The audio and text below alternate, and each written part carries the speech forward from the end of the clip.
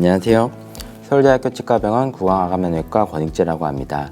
제가 오늘 말씀드릴 내용은 구강암면 악성병소의 두 번째 부분인 파트 2에 대해서 설명해 드리려고 합니다. 저희 구강암면외과 교과서를 보시면 제 11장에 악성병소에 대한 전반적인 내용이 나와 있습니다. 이 중에서 이제 제가 두 번째로 진행해 드릴 내용은 구강암의 치료에 대해서 설명해 드리려고 합니다.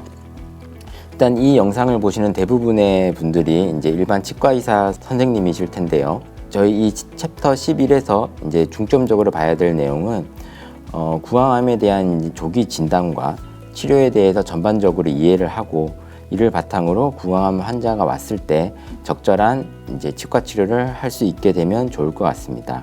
그래서 오늘 말씀드릴 내용은 전반적인 구강암의 치료 계획에 대해서 말씀드리고 구강암의 큰 세 가지 줄기인 수술, 방사선 치료, 항암 화학요법에 대해서 각각 설명해 드리려고 합니다. 구강암의 치료 계획을 말씀드리기에 앞서서 구강암의 가장 많은 비중을 차지하는 평평상피 세포 암종에 대해서 간단하게 이제 특징을 설명해 드리고자 합니다. 간단하게 세 가지 특징이 있는데요. 첫 번째로 국소 침습적인 암종이 되겠으며 특히 신경 주위로 침습을 많이 합니다. 그리고 임파절로 이제 여기서는 경부 임파절이 되겠죠. 임파절로 전이가 많이 이루어집니다. 이처럼 다른 암종에 비해서 침습적인 암종이기 때문에 그리고 임파절 전이가 많이 일어나는 암종이기 때문에 구강암의 치료는 하나의 치료로 이제 국한되는 것이 아니라 수술이나 방사선 치료, 항암 화학요법 이 세 가지가 병행돼서 같이 치료를 하게 됩니다. 전반적인 치료 과정은 다음과 같습니다. 처음에 내원에서 진단을 받으시면 진단에 대해서는 앞서 파트 1에서 이제 설명을 잘 들으셨을 거라고 생각합니다. 진단을 받게 되면 그 진단 내용을 바탕으로 이제 수술과 방사선 항암 치료를 어떤 순서로 어떻게 조합해서 진행을 할지를 결정하게 됩니다. 크게 설명을 드리면 수술 전에 하는 수술 전 방사선과 항암 치료가 있고 수술 후에 하는 수술 후 방사선 항암 치료가 있습니다. 이 수술 계획을 결정하는 데는 첫 번째로 병기가 중요하게 되겠고 그 다음에 병소 부위, 그 다음에 병리 조직학적 소견, 그 다음에 환자의 전신 건강 상태가 중요하게 되겠습니다. 이런 병기에 따른 치료 계획을 먼저 살펴보면 앞서 이제 병기에 대해서 배우셨을 텐데요. 특히 이제 구강암도 1, 2, 3, 4기로 나눠지는데 1, 2기에 대한 부분을 초기 구강암이라고 일반적으로 이야기를 하고 좀 더 진행된 구강암의 경우 3, 4기인 경우를 말합니다. 이런 초기 구강암의 경우 이제 한마디로 1, 2기에 해당하는 경우 국소 절제나 방사선 치료 단독요법으로 이제 치료가 주로 이루어집니다. 하지만 3, 4기에 진전된 구강암의 경우에는 한 가지 방법으로 완치율을 높이기가 힘들기 때문에 항암요법이나 방사선 치료, 수술의 복합요법을 사용하게 됩니다. 그래서 치료 후 생존율을 한번 살펴보면 1기의 경우에는 약 7, 80%의 높은 생존율을 보이는 반면 진전된 구강암인 4기의 경우에서는 20, 30%의 매우 낮은 생존율을 보이게 됩니다. 이처럼 이제 병기에 따른 치료 계획이 중요하고 이에 따라서 생존율이 많이 달라지게 됩니다.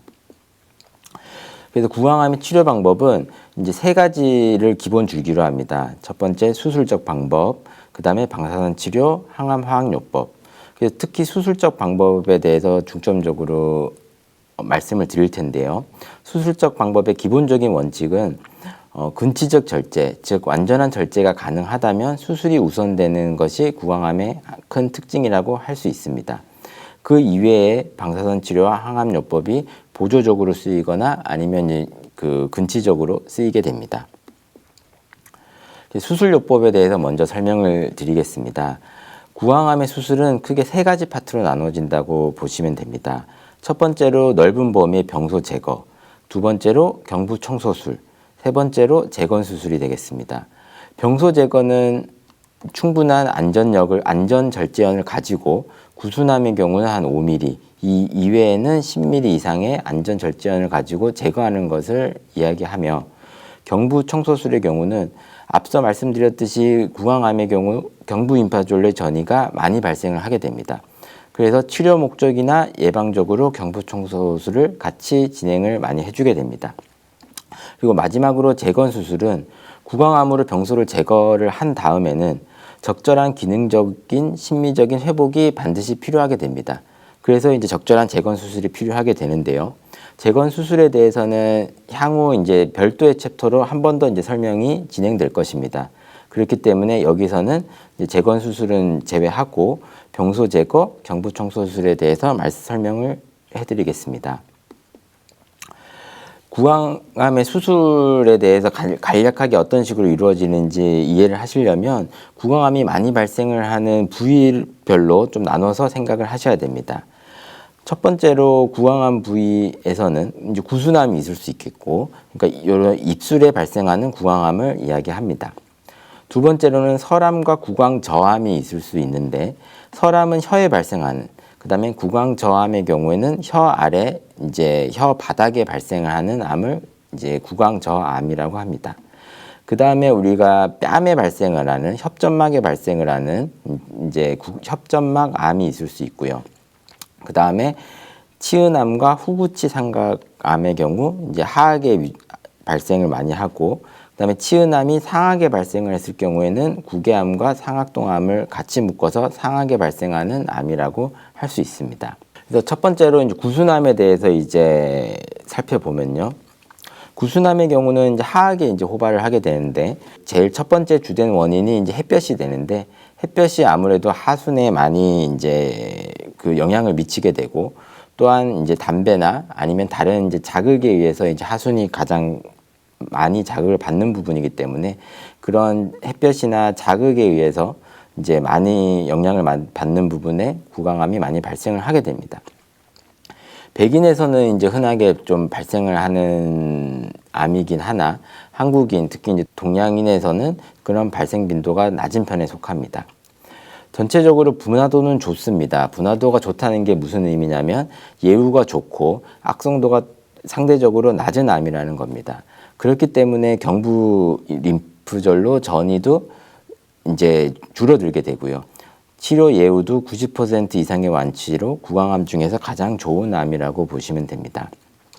그래서 일단 이런 구순암이 발생을 했을 경우에는 다른 구강암에 비해서는 안전 절제원이 좀 줄어들게 되고, 그러니까 절제되는 범위가 이제 좀 축소되게 되고, 요 해당 부분을 국소적으로 뭐 V자나 W자 형태로 이제 절제를 한 다음에 이제 같이 꿰매주는 그런 방법을 사용하게 됩니다.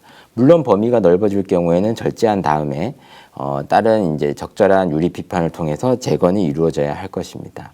두 번째로 이제 설암과 구강저암을 같이 이제 묶어서 이제 보게 되면 이 설암과 구강저암 경우에는 앞서 이제 구순암의 경우는 이제 예후가 좋은 편에 속한다고 그랬죠. 하지만 이 설암의 경우는 구강암 중에서도 가장 많은 빈도를 차지하지만 예후는 가장 불량한, 가장 안 좋은 그런 암에 해당한다고 생각을 하시면 됩니다. 그렇기 때문에 수술도 좀 더 공격적으로 충분한 절제원을 가지고 이제 수술을 하게 되고요. 또 한 가지는 혀에 이제 이렇게 이제 암이 생겼을 경우에 아래쪽으로 경부 임파절로 전이 확률이 매우 높습니다. 다른 부분에 생긴 구강암에 비해서요. 그렇기 때문에 T2 이상의 어느 정도 깊이나 크기가 이제 생긴 설암의 경우에는 그런 잠재 전이 가능성 때문에 경부 청소술을 같이 하는 경우가 굉장히 이제 많은 그런 이제 좀 더 이제 공격적으로 치료를 하게 되는 그런 이제 암이라고 생각을 하시면 됩니다. 일반적으로 절제는 구강을 통해서 이렇게 이제 절제가 가능하고요. 그 크기가 매우 크거나 후방부에 있는 경우는 아래턱을 좀 이렇게 절제를 하거나 아니면 아래쪽의 구강절을 통해서 접근하는 이런 방식을 사용을 해주게 됩니다. 이제 세 번째는 협점막에 발생을 하는 구강암에 대해서 이제 말씀을 드리겠습니다. 가장 큰 원인은 이런 담배나 아니면 만성 자극, 이런 이제 외부의 자극이 누적이 되면은 그런 협점막암에 이제 한 가지 이제 기여 요인이 되지 않나 그렇게 이제 생각을 하고 있고요. 그 T1이나 T2, 즉 이제 좀 초기의 구강암의 경우에는 구강 내로 이제 접근을 해서 제거를 해주게 되고, 좀 더 이제 진행된 구강암의 경우에는 구강 내로 접근이 힘든 경우가 있어서 그런 경우에는 우리가 이제 하악에 이제 입술을 절개한다든지 외부 방법을 통해서 접근을 해주게 됩니다.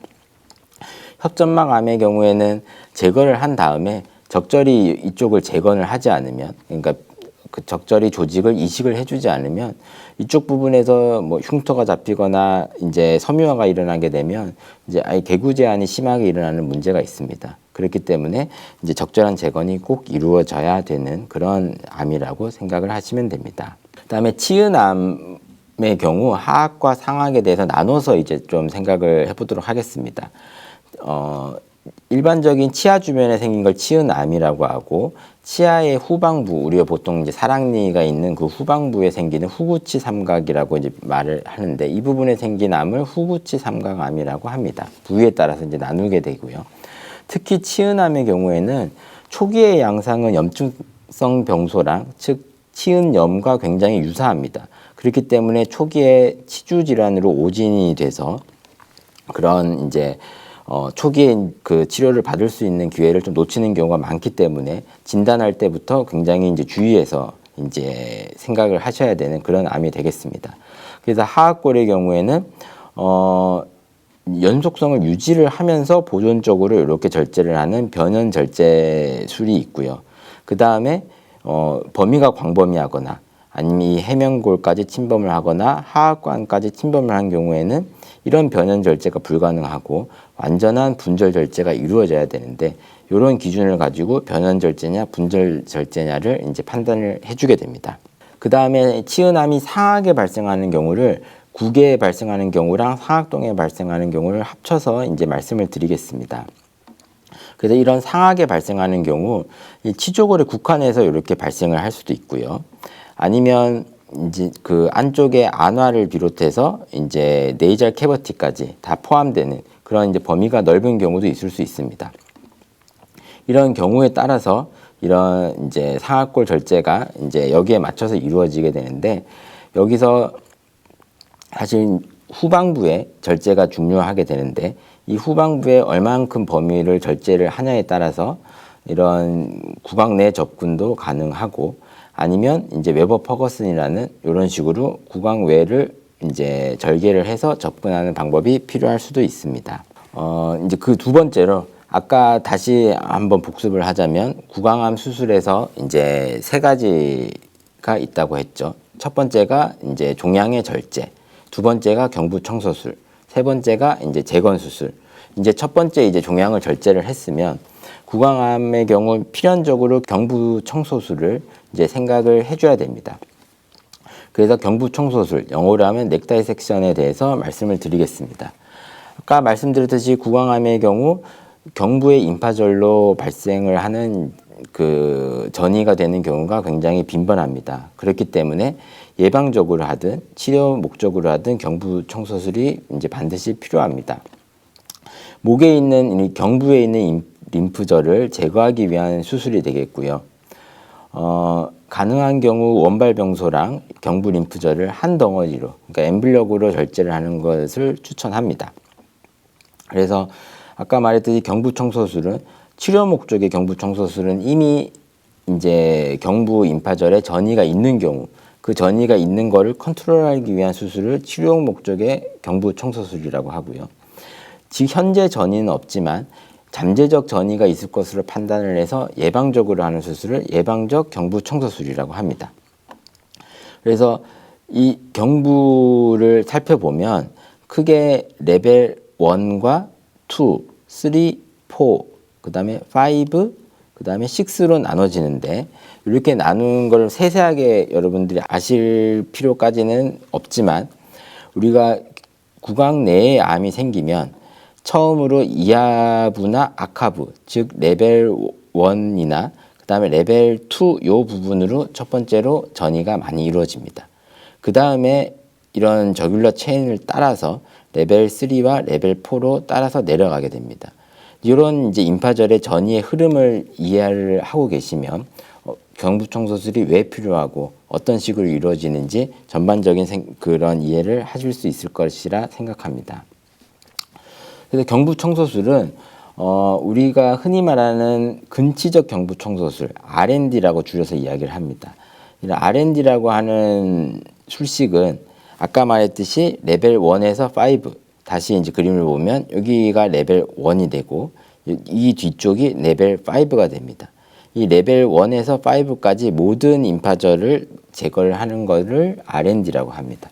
근데 R&D를 이제 예전에 하니까 너무 이제 수술 방법이 어그레시브 하다는 거죠. 너무 이제 제거되는 구조물도 많고 보존할 수 있는 구조물은 보존을 하면 이제 충분히 이제 더 좋은 예후를 이제 볼 수가 있는데, 그래서 이제 나온 것이 변형 근치적 경부 청소술입니다.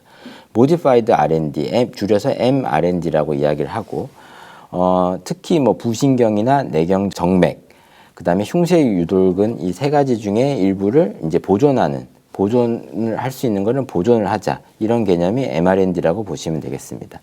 이것보다 더 보존적으로 이제 접근하는 방법이 선택적 경부 청소술, 줄여서 S&D라고 합니다. 레벨 1에서 5까지 모두 할 필요가 없고, 아까 말했듯이 주로 구강암은 레벨 1과 2로 많이 이제 전이가 일어나고, 그 다음에 레벨 3와 4로 이루어지기 때문에 선택적으로 레벨 1, 2, 3나 아니면 4까지 이렇게 선택적으로 경부 청소술을 하자, 이게 S&D가 되겠습니다. 그래서 구강암의 경우는 주로 아까 말했듯이 레벨 1, 2, 3로 많이 이제 전이가 됩니다.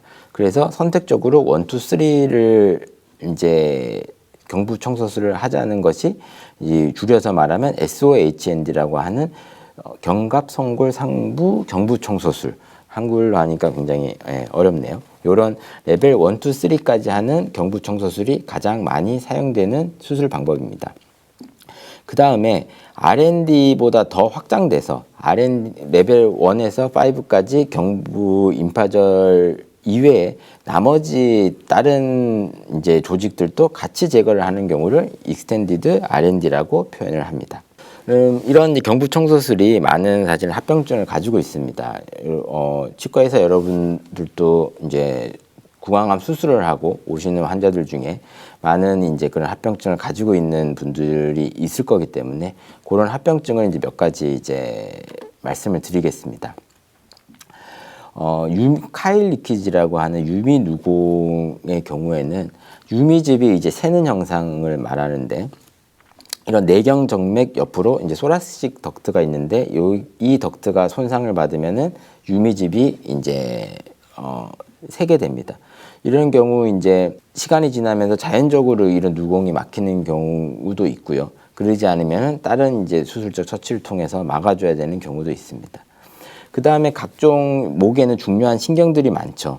이 신경들이 손상을 입을 경우 여러 가지 합병증이 발생을 하는데, 프레닉 너브라고 하는 횡격막 신경이 손상을 받으면 한쪽 이제 횡격막이 이제 기능을 못하고 이제 올라가게 되는데, 편측만 손상을 받으면 사실은 큰 이제 증상을 발생을 하지는 않습니다. 하지만 양측이 모두 손상될 경우에는 좀 그런 호흡에 문제가 발생을 할 수가 있고요. 그 다음에 부신경이라고 하는 스파이널 액세서리 너브인 경우에 요 부위에 있는 너브가 되는데, 우리가 팔을 이렇게 올리는 이제 숄더 신드롬이라고 하죠. 팔을 올리는데 관여하는 신경이 되겠는데, 요 신경이 손상을 받게 되면 팔을 올릴 때, 어깨를 쓸 때, 이럴 때 이제 불편감을 느낍니다. 그렇기 때문에 구강암 수술을 하고 온 환자분 중에 많은 분이 아마 어깨에 좀 불편감을 느끼거나 팔을 올리는데 좀 불편감을 느끼는 경우가 많기 때문에 이 점을 이해하고 계시면 되겠습니다. 그 다음에 베거스 너브라고 하는 미주신경이 손상을 될 경우에는 그 쉰소리가 나는, 한마디로 성대 마비가 부분적으로 오는 그런 증상이 이제 나올 수가 있고요. 그 다음에 설화신경이 손상이 되면은 혀의 움직임이 제한이 됩니다. 상완신경총의 경우는 사실은 굉장히 깊이 존재하는 이제 신경이기 때문에 다치는 일이 뭐 거의 없지만, 그래도 그 부분이 자극을 받게 되면 마찬가지로 팔을 쓰는데 지장을 얻게 됩니다. 그 다음에 대이계 신경 같은 경우에는 귀 뒤쪽에 귀 주변에 감각을 담당하는 신경이기 때문에 수술하면서 사실은 경부 청소술을 받은 사람의 경우에는 귀 주변으로 감각이 많이 떨어져 있는 경우가 많습니다.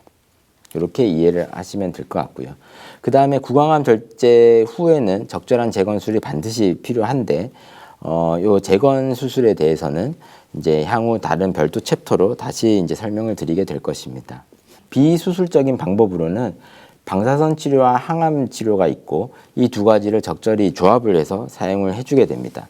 그래서 특히 수술 전에 종물의 크기를 줄일 필요성이 있거나 아니면 수술 후에 보조적으로 사용을 하거나 요 두 가지 경우로 나눠서 이제 생각을 하시면 됩니다. 그러면 그 다음으로 구강암의 방사선 치료에 대해서 설명을 해드리겠습니다. 처음에 말씀드렸던 게 구강암의 치료는 수술, 방사선, 항암 이 세 가지가 있다고 했죠. 이 중에서 이제 수술에 대해서 앞서 설명을 드렸고 두 번째 방사선 치료에 대해서 설명을 드리겠습니다. 방사선 치료를 우리 구강암에서 할 수 있는 이유는 우리 구강암에 가장 영향이 있는 조직인 림프 조직, 점막, 피부, 타액선 이 부분이 방사선의 매우 고감수성 조직이라는 데 있습니다. 그렇기 때문에 우리가 방사선 치료를 통해서 구강암도 이제 적절히 치료를 할 수 있는 거고요. 그 이외의 결합 조직, 즉 뼈나 근육 이런 경우는 방사선에 대해서 좀 저감수성 조직에 속합니다. 그래서 뼈나 근육기원의 암종에 대해서는 또 이제 다른 그 치료가 필요하게 되고요. 그 다음에 방사선 치료의 종류에 대해서는 일반적으로 말하는 방사선 치료는 외부 방사선 치료입니다. 바깥에서 방사선을 쪼여서 이제 해결을 해주게 되는 거죠. 그 다음에 우리가 브라키세라피라고 하는 근접 방사선 치료 같은 경우에는 특정한 이제 그 인디케이션에 대해서 이제 해주게 되는데 이런 식으로 이제 암이 있는 부분에 이런 방사선 물질을 바늘이나 철사의 형태로 이제 직접 이제 주입을 해서 치료를 하는 방법이 되겠고 생각보다 외부에서 조사하는 것보다 굉장히 이제 좀 침습적인 방법이 되겠죠. 이런 방법도 경우에 따라서 이제 써주게 됩니다. 특히 이제 구강 저암의 경우에 이제 시도를 해주고 있습니다. 그래서 그런 같은 방사선이라도 그 목적에 따라서 좀 용어가 좀 다릅니다. 방사선을 완전히 종양을 제거하기 목적으로 강하게 이제 쓸 때도 있고요. 이런 방법을 근치적 치료, 데퍼네티브 RT라고 보통 표현을 합니다. 그 다음에 수술 전에 조금 더 수술을 용이하게 하기 위해서 방사선을 해주는 경우가 있습니다. 방사선이나 뭐 항암제, 약제를 통해서 종양을 줄일 수 있다면 수술을 좀 더 용이하게 할 수 있겠죠. 그 목적으로 하는 거를 술전 방사선 치료라고 하고요. 그 다음에 수술 이후에 그런 잔여 조직이나 아니면 그런 재발을 막기 위해서 재발 억제를 위해서 시행하는 방사선을 수루 방사선 치료라고 합니다. 포스트 오피 이제 RT라고 보통 이야기를 하게 됩니다. 그리고 항암이나 방사선을 동시에 사용을 하는 CCRT가 있고요. 그 다음에 치료 목적이 아니고 통증을 줄이거나 아니면 종양을 다 없애지는 못해도 크기를 좀 줄여보자. 이런 치료보다는 증상 완화 목적으로 사용을 하는 게 완화 방사선 치료가 됩니다. 팔리에티브 RT가 되겠죠. 그러니까 즉 종양을 완전히 제거하기는 어렵고 그대로 놔두면 환자가 통증이 있다든지 아니면 뭐 거동이 불편해진다든지 그런 이제 많은 그 불편감을 줄여보고자 사용하는 것이 완화 방사선 치료가 됩니다. 그래서 방사선 치료의 종류는 방사선 조사 영역을 2차원적으로 보는 것이 2차원 방사선 치료고 그 다음에 3차원적으로 보는 것이 3차원 방사선 치료가 되는데 당연히 이제 3차원적으로 보는 게 이제 훨씬 더 이제 세밀하게 할 수 있겠죠.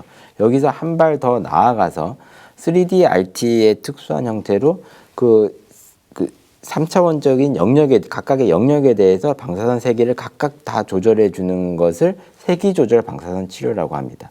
줄여서 IMRT라고 하는데 이런 IMRT라는 용어는 좀 이제 기억을 하고 계시면 이제 도움이 되는 게 요새 구강암뿐만 아니라 다른 이제 많은 암종들에서 당연히 부위마다 방사선 세기를 조절해서 사용을 하게 되면 종양에는 효율적으로 방사선이 들어가고 종양이 아닌 정상 조직에는 방사선이 덜 들어가게 되겠죠. 그렇게 되기 때문에 이제 그런 후유증도 줄어들고 치료 효과는 높이는 그런 이제 장점을 가지고 있기 때문에 구강암뿐만 아니라 사실 이제 거의 모든 암종에 있어서 표준 치료로 이제 현재 자리를 잡고 있는 방법이라고 생각을 하시면 됩니다. 그러니까 저희가 이제 뭐 치과에 계시는 분들이 많은 방사선 치료를 하기 전이나 아니면 방사선 치료 중이나 방사선 치료 후에 치과 치료를 받으러 오시는 분들이 많습니다. 이런 경우에 어떻게 치료를 해야 되나 문의를 해주시는 분들도 많은데요. 일단 방사선 조사 전에는 방사선을 일단은 받고 나면은 치과 치료를 받을 수 있는 경우가 보존적인 요법을 제외하고 그런 일반적인 수술, 발치나 뭐 외과 수술을 받을 수 있는 그런 위험도가 많이 증가하게 됩니다. 그렇기 때문에 그런 발치나 그런 외과적 처치에 대해서는 방사선 조사 전에 이제 그런 걸 미리 할 거를 권고를 하고 있고요. 그래서 보통 발치의 경우에는 적어도 한 2주간의 회복 기간이, 그러니까 점막이 회복하는데 2주간의 회복 기간이 필요하기 때문에 그런 방사선 조사 전에 미리 하는 거를 권고를 하고 있습니다.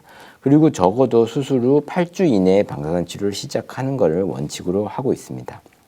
그리고 방사선 치료 중이나 방사선 치료 후에는 일반 치과 의사분들도 절대 이제 그런 외상성 시술, 외과적 시술에 대해서는 굉장히 제한적으로 시술을 하셔야 됩니다. 이제 무조건 이제 하시면 안 되고요. 그래서 보존적인 요법을 주로 사용을 하고 이제 구강 청결을 당연히 구강 청결 유지가 필요하겠고 불소 도포 같은 그런 이제 보존적인 요법을 통해서 이제 회복을 도모해야지 그런 발치나 임플란트 이런 이제 외과적 시술은 이제 절대 금지를 해야 됩니다. 방사선 치료 후에는 일단 보존적 요법을 사용을 하는 거를 당연히 추천을 하지만 발치가 불가피하게 필요한 경우가 있겠죠. 그런 경우에는 동요도가 충분히 생긴 뒤에 그때 발치를 하는 것을 권고를 합니다. 그러면 이제 최대한 이제 외상적인 그런 트라우마를 줄이는 거죠. 그래서 골조직의 노출이 감소되고 후유증이 이제 감소될 수 있는 그런 방법을 사용해 주게 됩니다. 그래서 구강 방사선 치료 후에 이제 후유증에 대해서는 이런 식으로 이제 그런 점막염이 전반적으로 이제 심하게 생기게 되고요. 그 다음에 이제 침샘도 이제 방사선의 영향을 받기 때문에 구강 건조증도 심해집니다. 그리고 구강 건조증이 심해지기 때문에 이제 타액이 줄어드니까 그 영향으로 사실 이제 이런 치아 우식증도 심해지게 되고요. 그 다음에 점막의 섬유화로 인해서 이런 개구 제한이 일어나고 심할 경우에는 뼈가 괴사되는 방사선 골 괴사가 일어나게 됩니다. 이제 마지막으로 아까 구강암의 세 가지 이제 그런 치료 중에 제일 마지막이죠. 약물을 쓰는 항암 화학요법에 대해서 이제 말씀을 드리겠습니다. 항암 화학요법에 대해서도 구강암은 반응이 어느 정도 있는 군으로 분류가 됩니다. 그래서 이제 항암 요법을 써주게 되고요. 그래서 대부분은 한 가지 항암제가 아니고 적절히 여러 가지를 조합을 하는 그런 이제 복합 항암 요법을 사용을 해주게 되고요.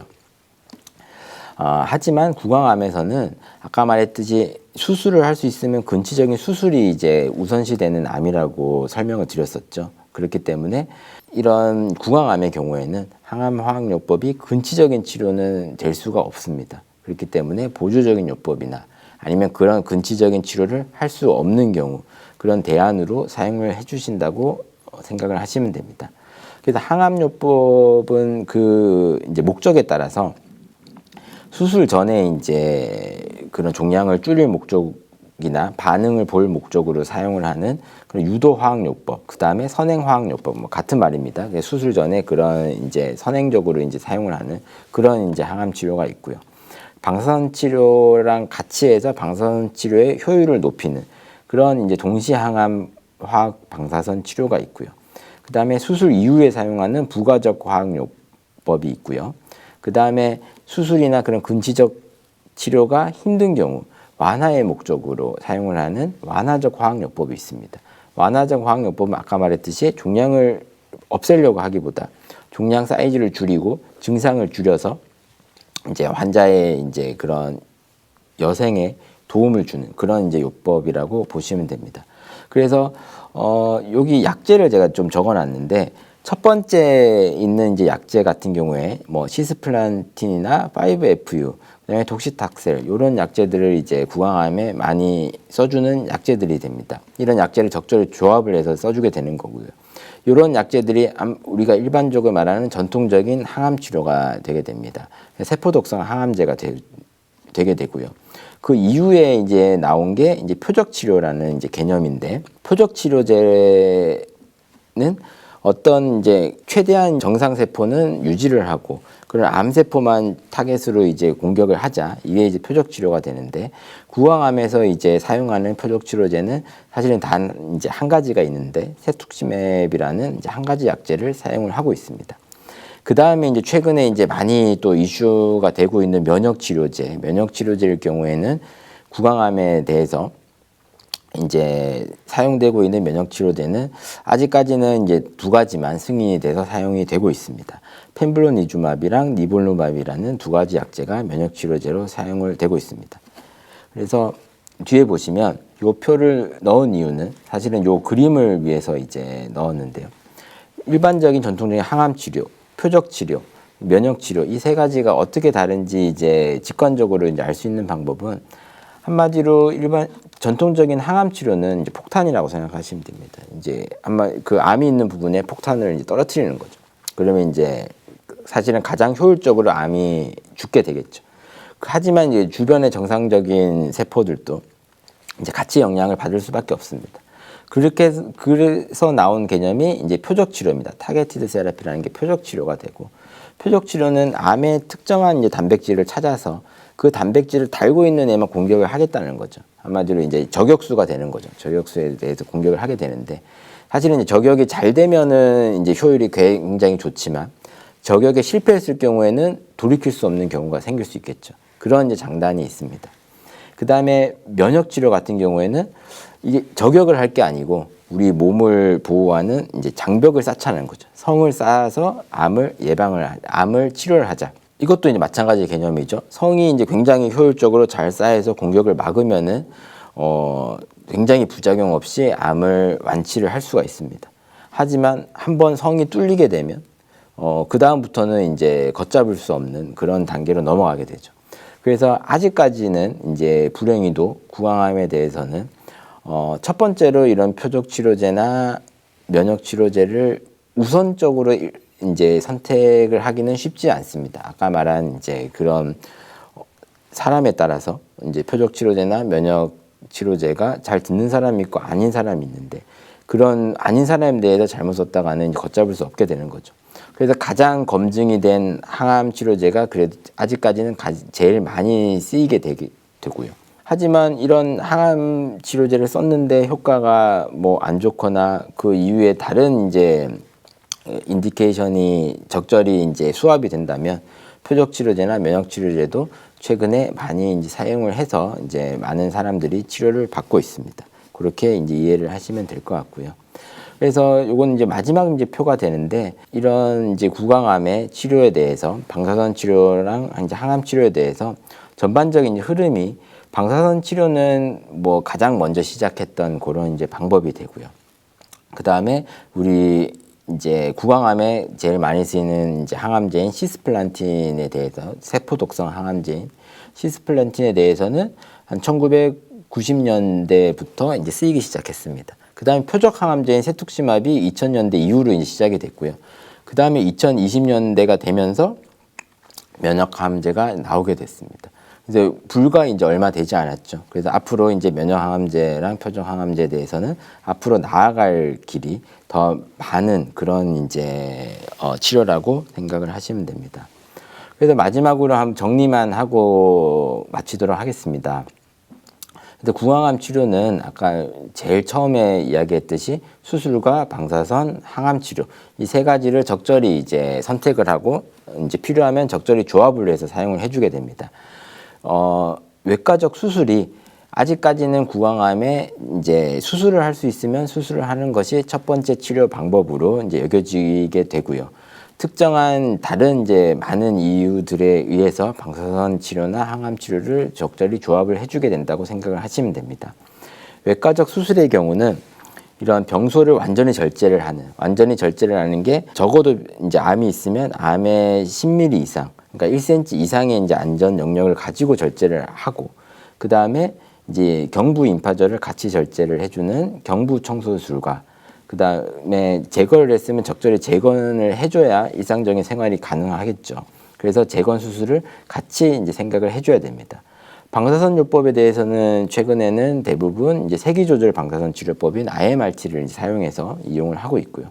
항암 치료에 대해서는 전통적인 세포독성 항암 치료, 그다음에 표적 치료, 면역 치료 이렇게 이제 생각을 할 수 있으나 아직까지는 이런 전통적인 항암 치료 위주로 가고 있고 필요한 경우에 이제 표적 치료나 면역 치료를 이제 이용을 해주고 있다. 그렇게 이제 이해를 하시면 뭐 여러분들이 앞으로 이런 구강암 치료가 필요한 환자를 보거나 치료를 한 환자를 봤을 때 충분히 이제 그런 지식을 가지고 대응을 할 수 있다고 생각을 합니다. 네, 그러면 제가 제일 처음에 이제 목표에서 말씀드렸듯이 구강암을 조기에 진단을 하고 구강암의 전반적인 치료 과정을 이해를 하고 이걸 바탕으로 구강암 환자가 오거나 구강암 치료를 받은 환자가 왔을 때 적절한 치과 치료를 하고 적절히 일상생활을 영위해 나갈 수 있도록 이제 여러분들이 도움을 줄 수 있게 할 수 있는 그런 강의가 됐으면 하고요. 그러면서 이 강의를 마치도록 하겠습니다. 감사합니다.